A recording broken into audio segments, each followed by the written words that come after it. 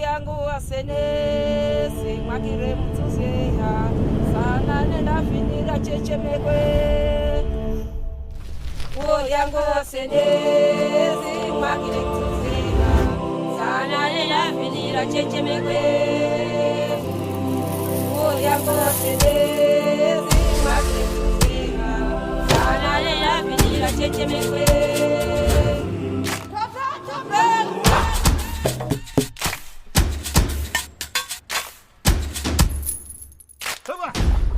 Bageri.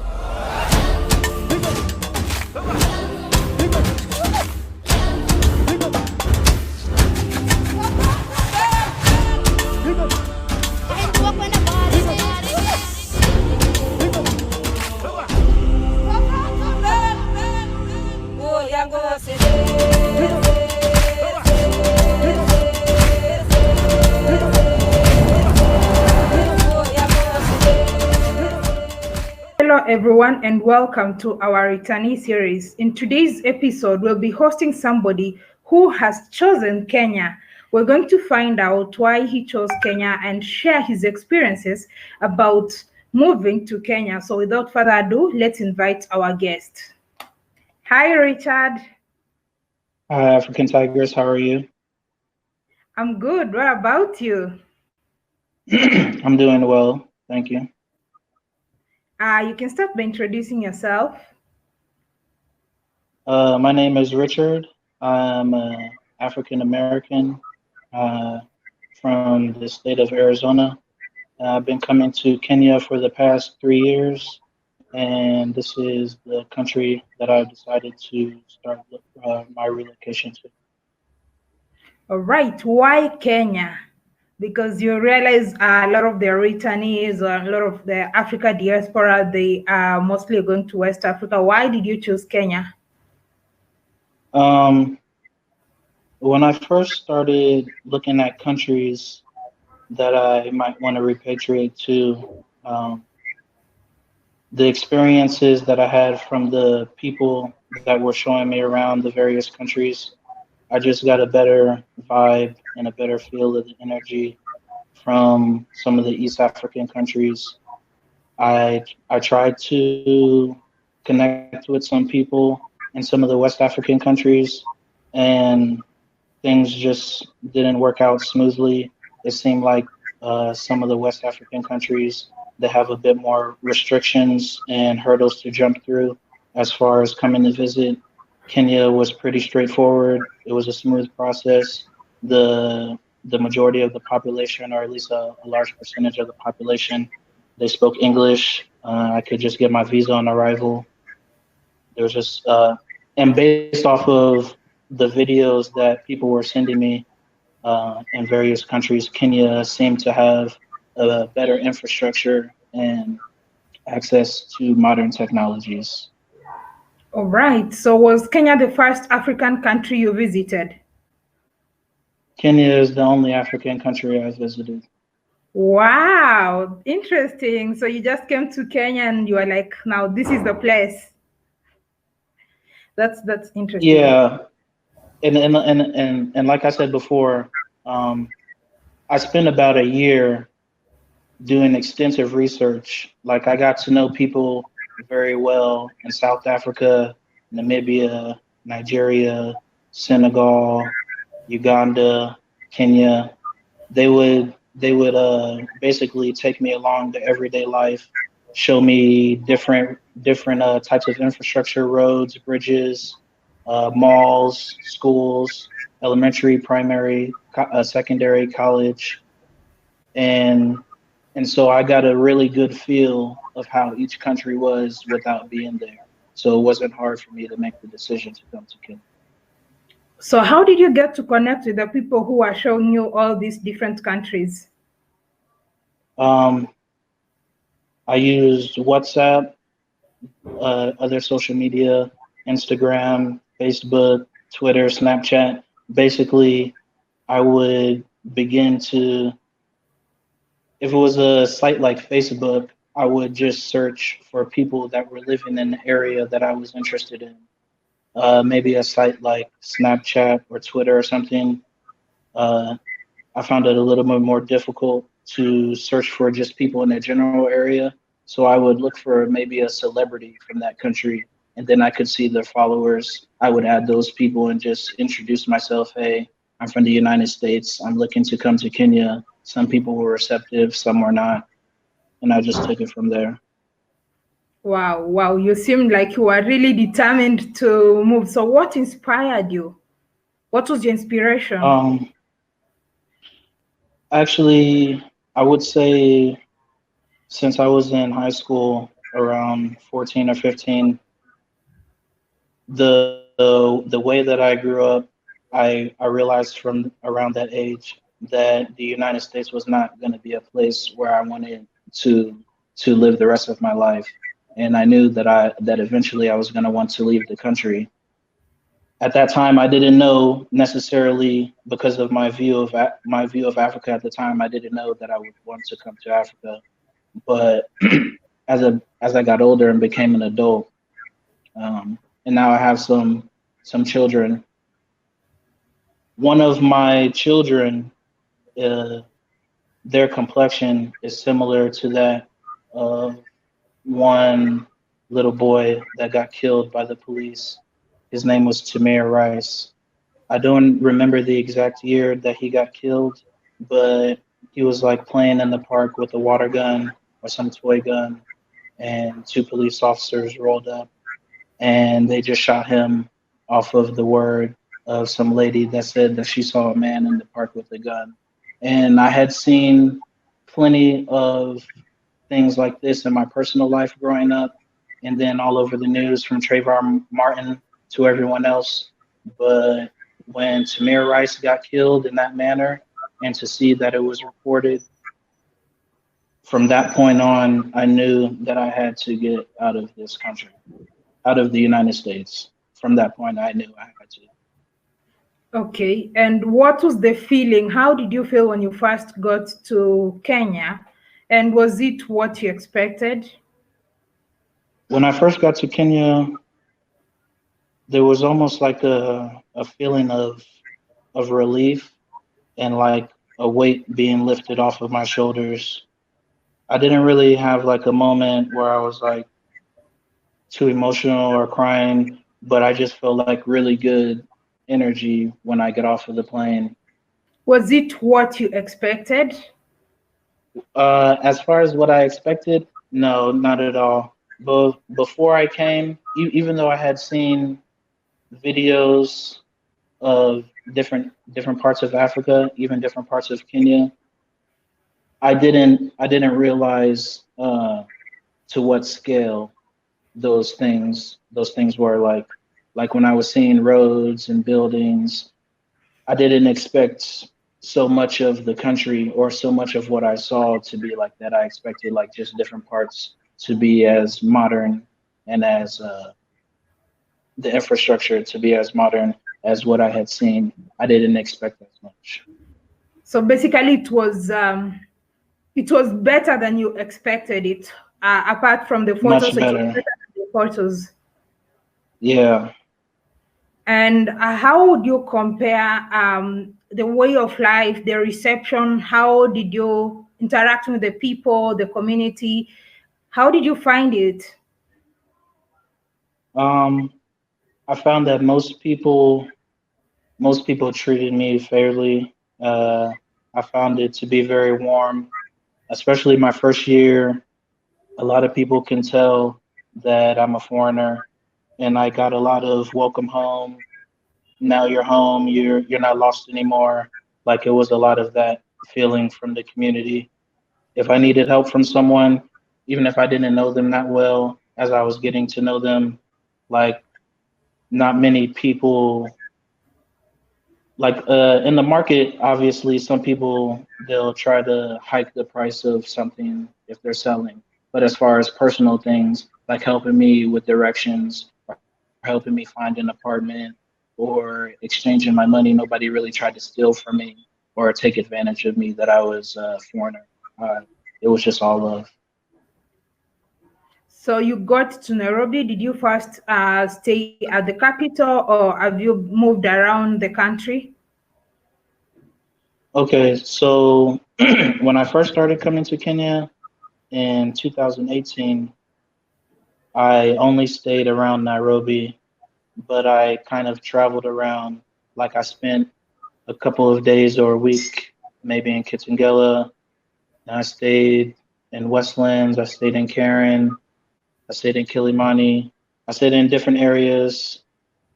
The second year I came, again, I only stayed in Nairobi. And then when I came this year, I stayed in Nairobi for maybe a week or so. And then I took a bus and I came to the coast. It's my first time on the coast. So, how do you find life at the coast compared to Nairobi?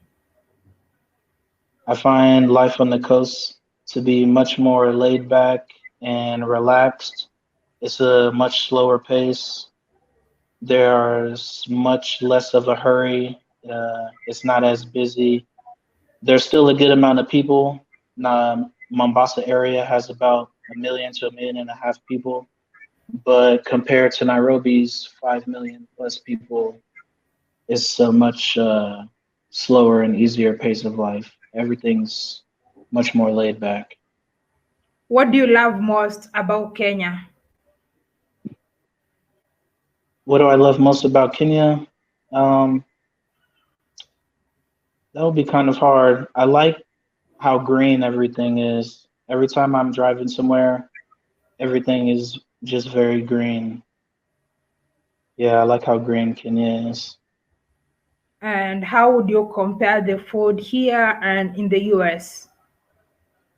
Um, the food here, I would say the majority of the food here is not as processed as the food in the United States. Mm-hmm.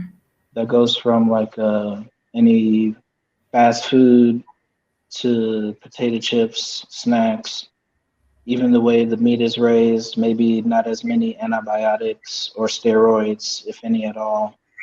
The the amount of choices that you have for organic vegetables, fresh fruits and stuff is a lot more. It's not as processed. Mm-hmm. Tell us about the cost of living. For someone averagely, how much would somebody need to survive in, let's say, Mombasa, because you're in Mombasa? Um, okay, so I just recently moved to Mombasa, but as far as the cost of living, I can say that your cost of living depends on the standard of living that you want to have as well, and what you're willing to deal with and what you're not willing to deal with. So when I first got to the coast, I was staying in what most people will call the bush or like the village area. It was about 15 to 20 minutes away from the main road. It was a Marram road all the way, which is basically like a dirt road that's like pounded down so that it stays that way. Um, all of the houses around me were either like roughly made with cinder block or they were made with mud and sticks. And I was staying in a bed sitter, which was more modern. It was a good it was a good modern building. The finishings on the inside were nice. I had like tile inside, and that one cost me 6,000 shillings per month. So if you're willing to live a little bit farther off the road, and if you're willing to live in that kind of environment away from town, you can on the coast you can get something for between, I would say, 50 and $100 per month as far as renting. If you want to be in the town that I was living in is not that big of a town. It's a smaller town. If you're okay with that, then I would say maybe 100 to $250 between Mm-hmm. a 1 bedroom and 3 bedroom.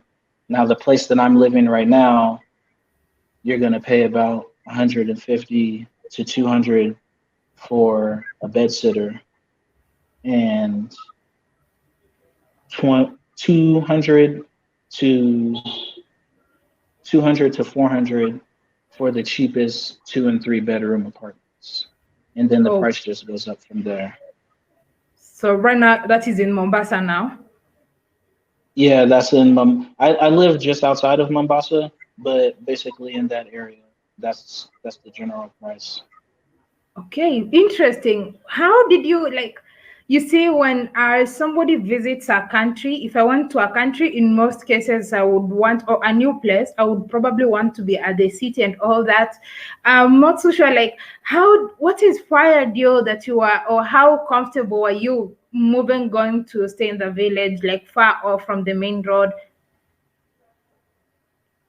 Um, part of part of moving back to me is like a spiritual kind of healing that needs to go on. Coming from the United States, I think that is a pretty toxic kind of environment, the way that we're raised and the things that we learn.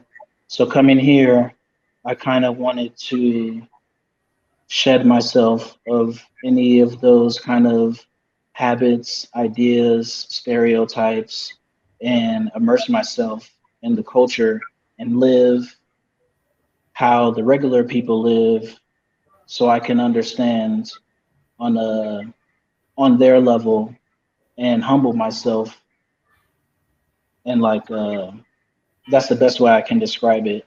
I didn't just want to come in just because I have money and go straight to the place that's like similar to what I'm used to and just keep doing the same things that I was doing before.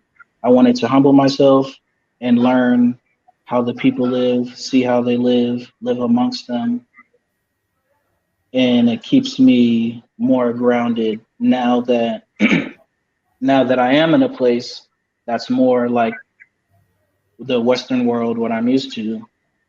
I have a better perspective of like coming from where I used to stay, like the average Kenyan, and how life is for everybody. How was the experience in the village? The experience in the village when I first got there, I never experienced anything like it. Like immediately, I fell in love with the tranquility, the peacefulness of the people. Just walking by, um, having people speak to me without me having to say anything. Good morning, like habari asabui, mambo, like they would habari kushinda, like they would just greet me as I'm just walking by and passing. It was good to see. It was good to experience like the water going off, the electricity going out, going to fetch water, seeing how people raise their animals and let their kids just play outside, how the community like watches after each other. It was a very good experience. I liked it a lot. Have you learned the language? I see you've Not very much. I see you've mentioned some phrases in Kiswahili. So, are you learning the language now? Um, very little by little. I can't go around and order food in Swahili or go to the grocery store and buy my groceries in Swahili.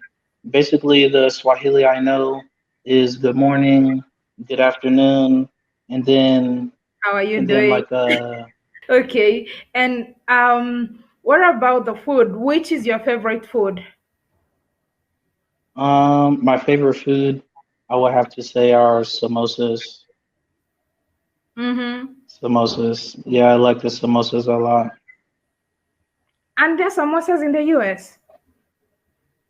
Uh, to be honest, I never had a samosa before I came to Kenya. So I would say samosa, and then I like chapatis as well, but not everybody makes them the same. So it depends on who's making them. Yeah. And I think it's biryani that I like more than pilau, but it's chicken, either one, biryani. Chicken biryani and pilau. Pilau Yeah, beef. yeah. All right, that's awesome. So, what advice would you give to someone who wants to relocate to Kenya? Um, Advice that I would give to someone that wants to relocate to Kenya is number one, don't procrastinate.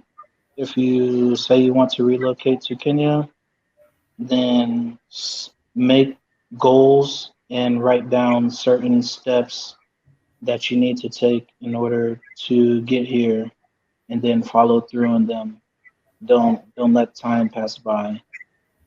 And also, I would suggest that people make contacts in Kenya before they come. Try to get to know people before you get here so you can have some contacts on the ground that can assist you when you're here. What do you miss most about the US? Uh, I think the only thing that I miss about the US is a couple of burger spots that I used to go to. Burger. It's kind of hard. Yeah, hamburgers. It's kind of hard for me to. I mean, I like Big Square, and then maybe there was a couple other places in Nairobi that I like to get a burger, but the quality of burgers at a couple of places in the U.S. that I just miss a good burger from one of those places. So that's actually a good business opportunity for someone who knows how to make them in such a way, right? Yeah, if in particular, I'm talking about burgers. There's a place in Arizona. It's called Culver's, and then another famous place called Five Guys. In and out. People from the U.S. will know those places. If you know how to make a burger similar to those kind of burgers, or if you can somehow get that kind of franchise out here, then I think that could be a good business for someone. So, what is your best experience or memorable experience in Kenya so far? My best experience, I would have to say my best experience would be learning how to ride a motorbike and then having the freedom of not having to depend on public transportation to go wherever I want to go, and just feeling the freedom of traveling between cities and seeing and visiting with different people, and just like that feeling of freedom is priceless. I can go anywhere, I can do anything at any time. I'm not stuck down. I don't have to pay for transportation. That's like my best experience, being free, being able to get around anytime I want. Do you think it is important for Africa diaspora or African Americans to visit, let me just say Africa generally, all different countries in Africa, and why? I think it's important for almost every person who's unsure about being in the United States to visit an African country. And I think so because as as as Africans, whether we're in the diaspora or whether we're on the continent, I think it's important for us to make a decision and to commit to that decision. And I think too many of us, especially, I'm going to speak from the perspective of Black American because I'm from the U.S. Those of us in the United States, um, I think a lot of things are not getting done because we're hesitant to commit to one thing or another. Some people feel like they have too many options. Some people feel like maybe voting and assimilating into the society of America is not necessarily the way they want to go, but then they're not sure if physically fighting for our rights and freedoms is the way to go.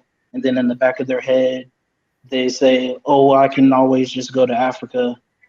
No, if you're feeling like that, or if you're unsure, you need to come visit Africa, get a feel and the perspective of what it's really like to be over here, and then go back to the United States and then decide, do you want to stay and assimilate, do you feel like maybe it's worth it for you to physically fight in America for what you want, or concentrate on doing whatever you need to do and not procrastinate and get over to the continent?